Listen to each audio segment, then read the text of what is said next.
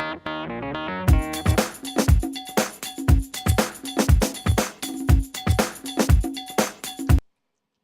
everybody, it's Tamika and welcome to another episode of Friday Favorites. Today's Friday favorite, we will be talking about chipboard. And not just any chipboard. We're going to be talking about the not so cute chipboard. You know how you go to the dollar store or Target or Family Dollar, whatever cheapy place you can go and get these little chipboard letters from, and they don't match anything. So, you can always use your plain letters and you can spritz them with Glimmer Mist or Lindy Stamp Gang, or you can paint them, wood letters or whatever, plain letters. But what do you do with these ones where it'll show through? So I'm going to show you. Marion Smith, everybody knows her, pieceofcraft.com.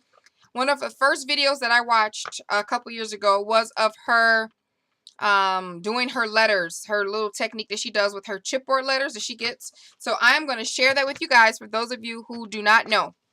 I'm using these chipboard letters on a project coming up, and I use this technique, so I thought it would be awesome to share for the next episode of Friday Favorites. So I'm going to tell you first that you're going to need some puff paint. You're going to need some puff paint, and you're going to need some UT or ultra thick embossing enamel, and your ugly chipboard letters that you want to use, and your heat gun. That's all you're going to need. So what won't work is this cheapo paint stick glue. This cheapo that you can get this from the dollar store. It's colored paint in this little stick. That doesn't work because I did that over this polka dotted blue letter, and all it did was UT over the color, the same thing in pink though. So that doesn't work. What also doesn't work is a very light color over a bold pattern. So I don't know if you can see through here. You really can't see through here, but you can see my letters through this. So I like how you can see the glossiness of it, and the bubble and the raisedness is awesome, but I still can see my funky design underneath. So you don't want to use that, and you don't want to use a lighter color over some bold chipboard writing.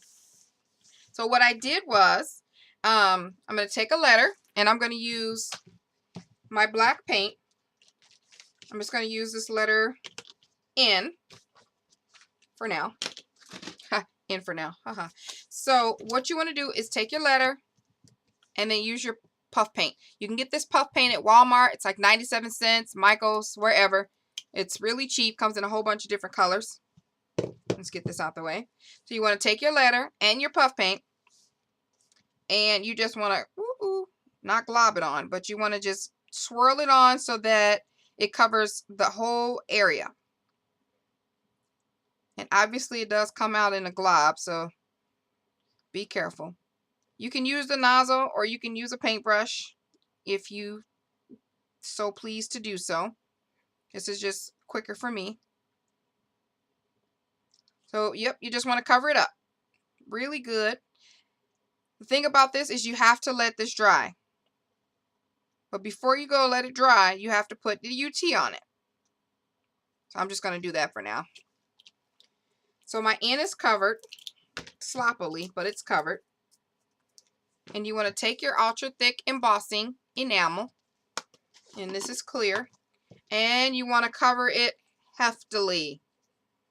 So you want to make sure you get all of it till it's covered. You can't hardly see it anymore. Okay? After you do that, you just set this aside because this has to dry. Of course, you want to shimmy off the extreme SS. So this is what you want to have left. About that much. Not that little. So I'm going to put some more on it.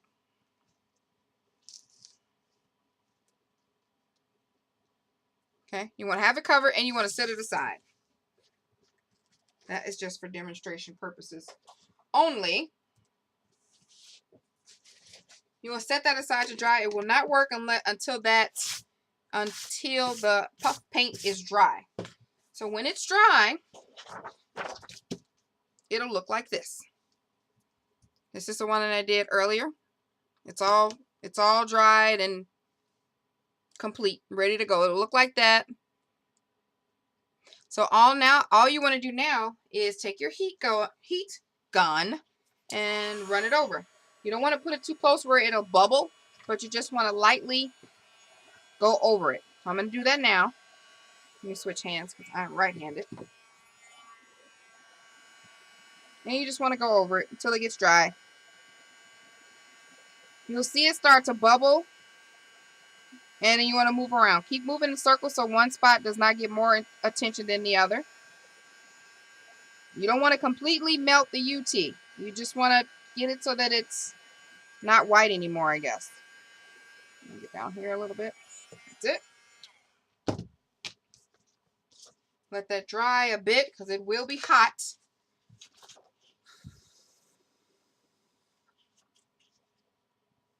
And there you go. So cute. Look at the bubble shininess.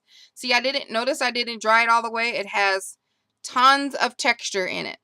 And it's dry now. But this is how it'll be. Feel that? I mean, it's just raised in some areas, shiny, and it looks awesome on your projects. So I'm going to be using these letters on my next project, but I wanted to share that with you guys so that you can have it available. And remember not to do it all the way. That's how you create the textured look. Looks like wet water on an oil surface or something like that. So anyway, I hope you guys enjoyed that and learned something, and we'll use it. Thank you for coming to another episode of Friday Favorites. You guys have an awesome day. Bye.